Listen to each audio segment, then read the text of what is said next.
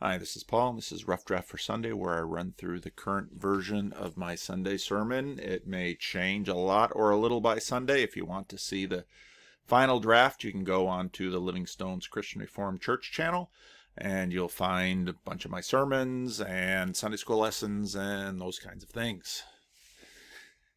In the 1930s, the Soviet Union was trying to, in some ways, erase Christianity and its legacy from the world for a more rational and reasonable solution. And one of the things it tried to alter was the 7-day week. Those of you who know anything about the Bible know that the 7-day week comes from the Bible. And they decided that they would reshuffle the calendar so that you wouldn't have these pauses in the week that you have on Saturdays and Sundays, weekends, but rather you would have people working 5-day work weeks, but they'd be all scattered so that industry could keep going, so on and so forth.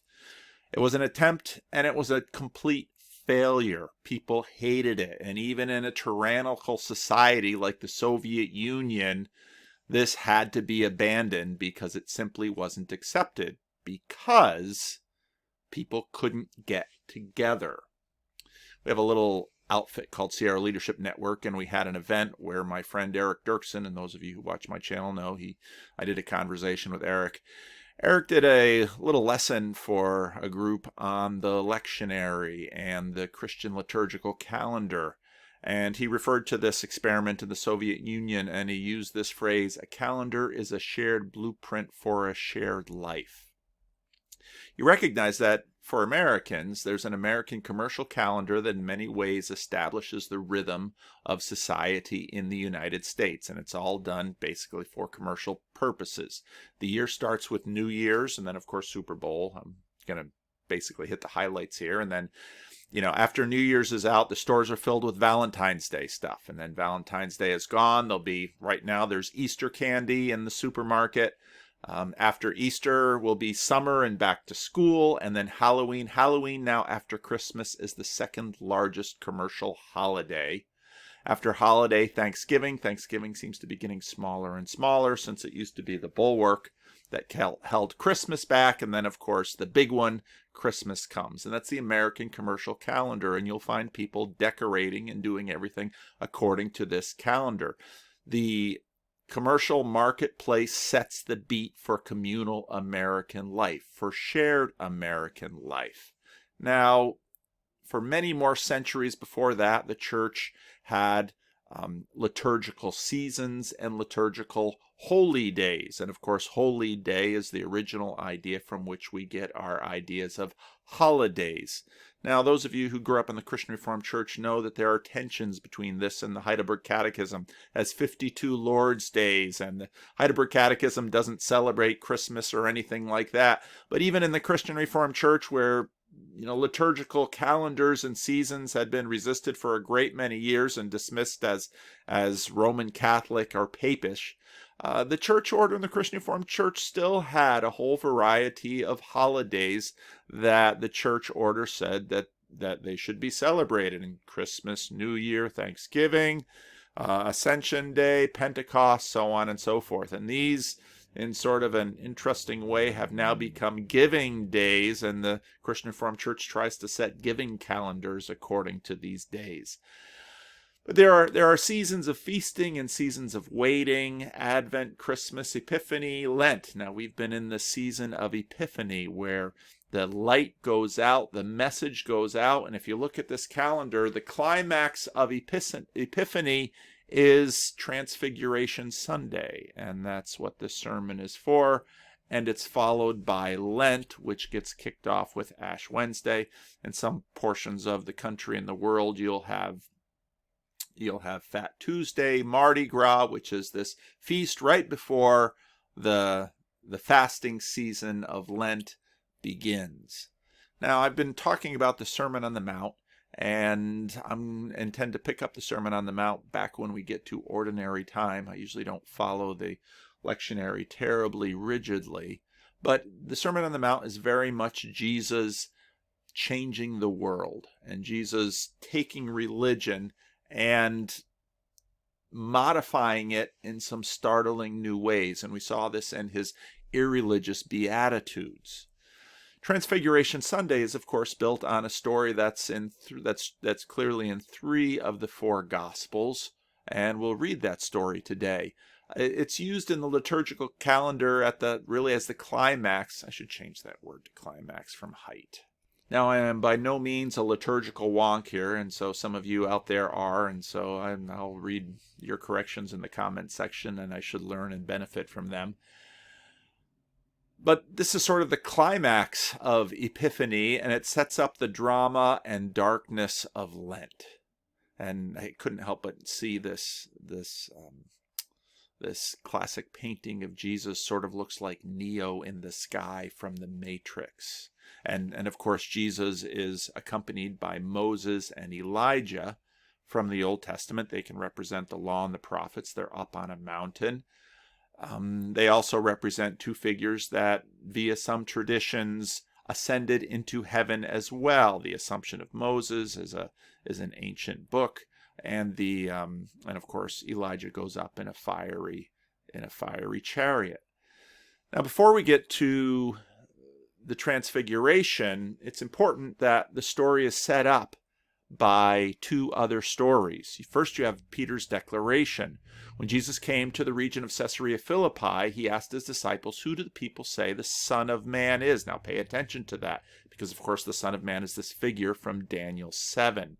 And it exemplifies Jesus' eschatological role. That means his role as heir of an empire, heir of an everlasting empire. It's also a very sneaky term for him to appropriate and use publicly, because Son of God would be heard in different ways by Romans and Gentiles, but Son of Man would have been understood by the Jews. They replied, some said, "You are John the Baptist, others say Elijah, and still others Jeremiah and one of the prophets." "But what about you?" he asked. "Who do you say I am?" Simon Peter answered, "You are the Messiah, the Son of the living God." There it is. Son of Man is Son of God. And those 2 ideas really do come close together. I think a lot of Americans, when they hear Son of God, don't hear it in the same ancient monarchical context that Peter would have understood it. Son of God very much as God's representative, God's heir, God's son. And when the son of a king comes, well, you treat the son of the king, as you would the king, because he bears all of that authority, and he is from the Father. Son of Man, of course, this other figure from Daniel 7.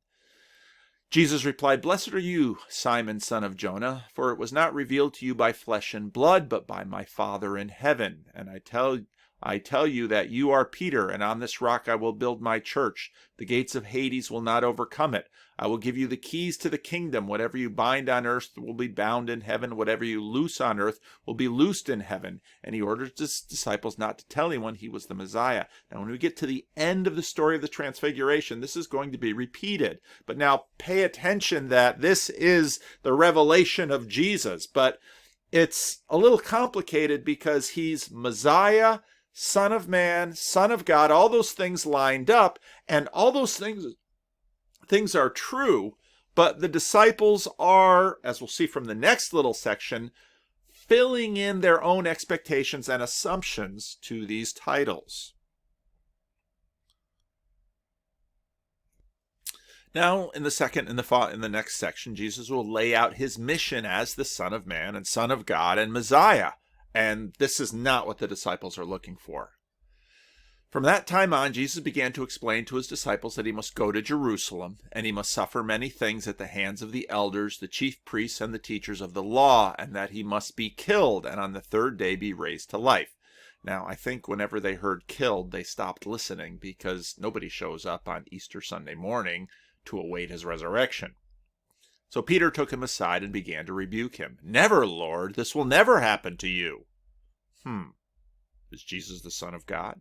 Is Jesus the Son of Man? Is he your master? Is he Messiah? Peter seems to forget that, because Peter seems to have a very clear idea about what the script involves, and what Jesus is talking about here is not on Peter's script.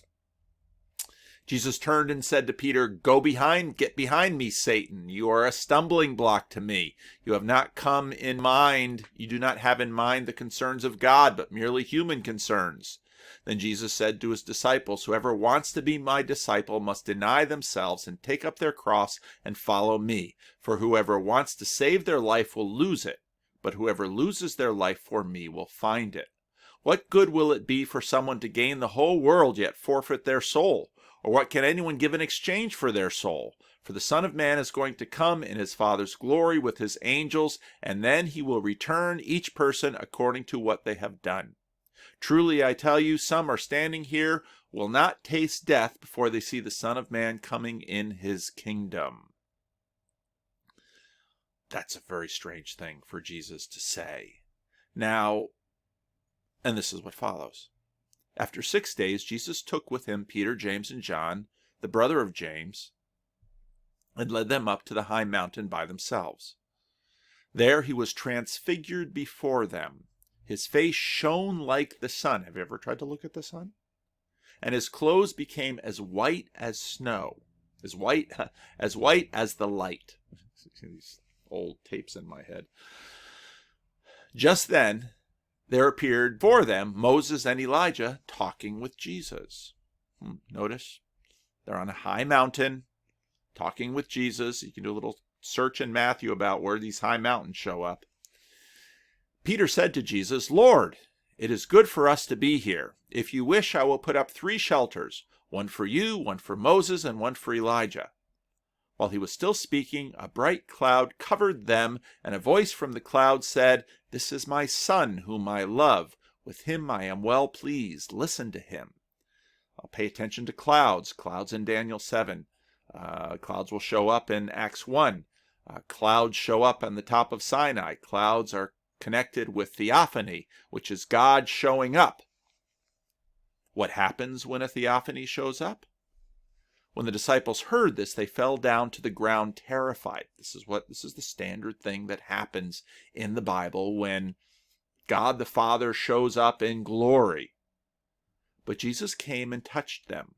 Notice the interplay. Get up, he said. Don't be afraid. That's commonly said when God shows up. When they looked up, they saw no one except Jesus. As they were coming down the mountain, Jesus instructed them, Don't tell anyone what you have seen until the Son of Man has been raised from the dead. Notice how this ties up the themes of the previous 2 passages. You've got the Son of God, you've got the Son of Man, you've got the warning until not to reveal this. Now, why? Why not reveal? Well, they already have guessed who Jesus is. They've already declared who Jesus is. Why is this going this way? And what does this passage mean? Now, I think contemporary people have a hard time sort of making this story out. And I think part of it is just because of the symbolic aspects of the story. Now, Jesus shines here, but light making for us today is not common, or is common and technological. Now, remember, in the ancient world, where do you get light? You got light from the sun and the moon. That had heavenly resonance. And so remember, people live below. Heaven is on top. Heaven is where Jesus comes from. Heaven is where God is. All of that, what word shall I use? Geography of the kingdom is foremost and built into the disciples' world. And fire also fire comes down on Mount Sinai. I am a consuming fire, God says, the burning bush. So these are where light comes from. And here, Jesus shines. And again, for us, obviously that would be strange. 2 Corinthians 14, Paul makes the comment that Satan can masquerade as an angel of light. And so what is going on in this passage? Jesus, as Son of God and Son of Man, has lost the impact that it made on its original audience for us. And I think, a lot of that has to do by our imagination of God. In the last couple of weeks over in YouTube land, 2 pretty big YouTube stars, got in very early on the YouTube game. They're comedians. They published basically their spiritual deconstruction or deconversion stories. Rhett and Link both grew up in Christian churches in North Carolina, and somewhere in the early 20-teens, both of them sort of no longer believed. Now, I've been tracking this kind of stuff on my videos and talking about it, and there are a lot of things that are involved in this, but one of the things is that I think after the Protestant Reformation, a movement called deism arose, in which it imagined that God made the world and sort of abandoned it, and it sort of runs on its own. And so we talk about natural processes, which are things that sort of go on their own, and you know, just God gets separated from it, and God becomes more and more distant. Now, what happens is that we get this idea, and I've pulled this picture up a few times in my last sermons, like these two Japanese millennials who, they're not Shinto, they're not Buddhists, they've really got sort of Americanish moralistic therapeutic deism.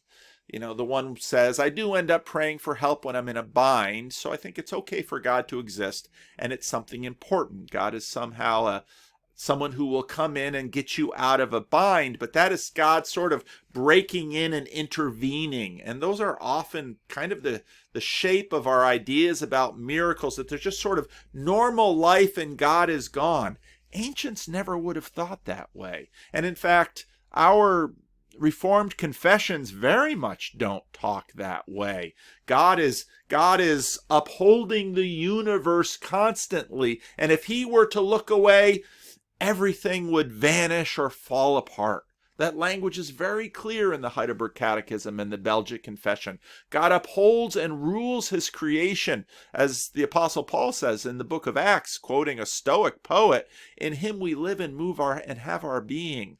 God is not somehow somewhere outside the world, but God is holy, holy, holy is the Lord God Almighty. So he's different and apart, but the whole world is full of his glory. He's here always upholding, sustaining. In fact, I had a conversation this week with a Roman Catholic theologian. We were talking about transubstantiation and these ideas about God, and he pulled out and his book, which he had sent to me and which I read, which we were talking about, which was fascinating to me. I learned a great deal.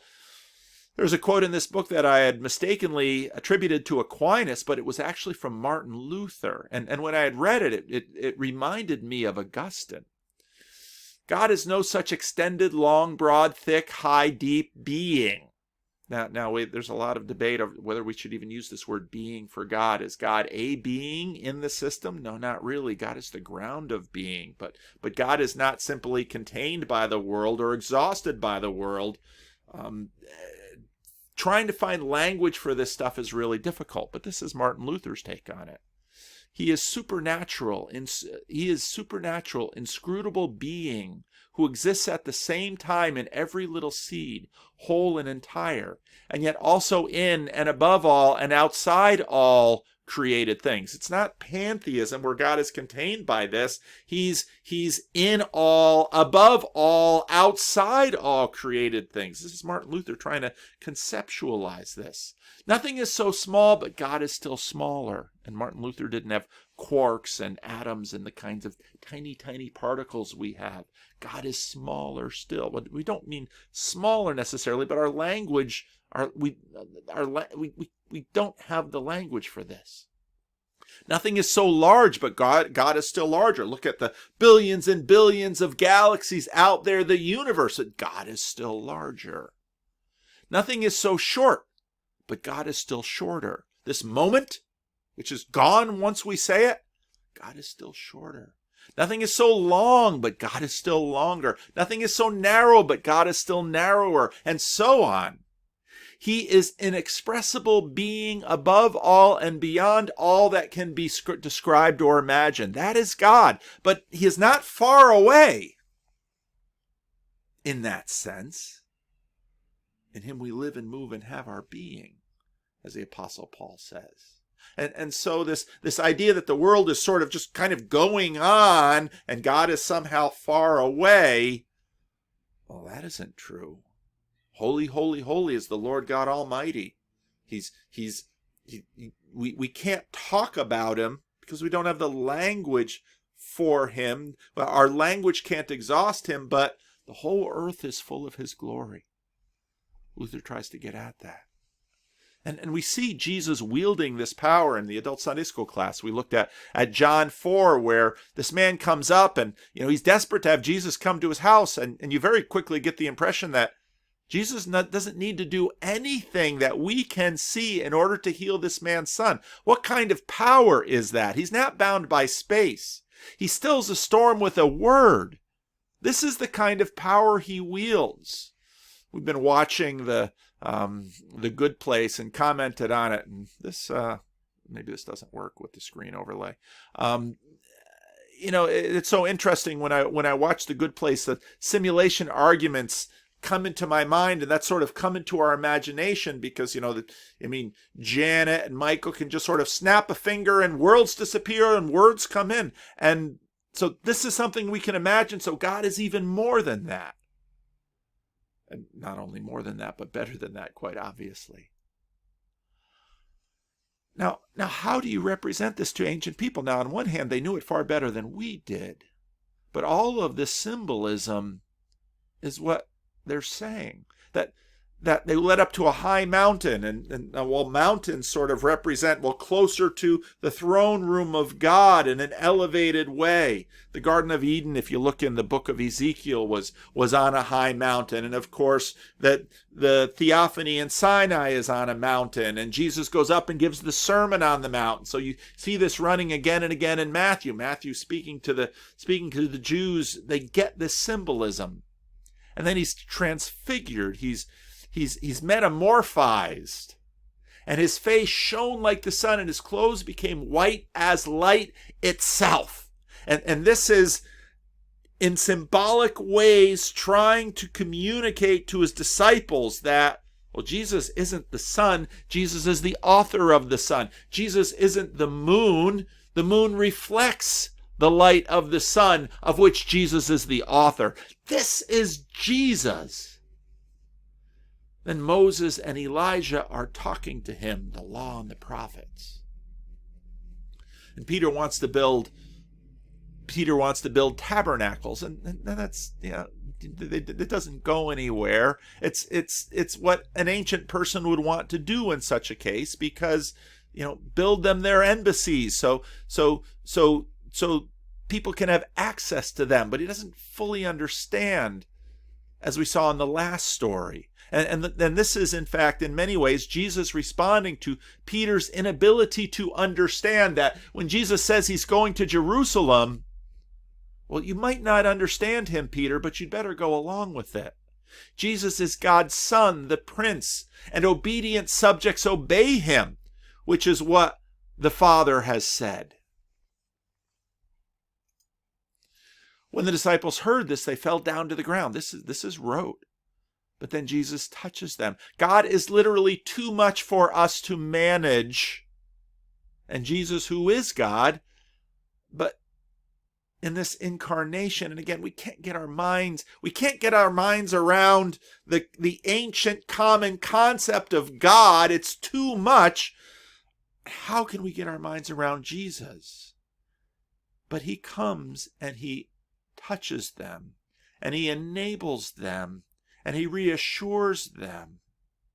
And he says, don't tell this until the Son of Man has been raised from the dead. And it's just all too much for us to know. Jesus doubles down and makes it far more, and makes it far more than Peter's petty preference about Jesus' mission.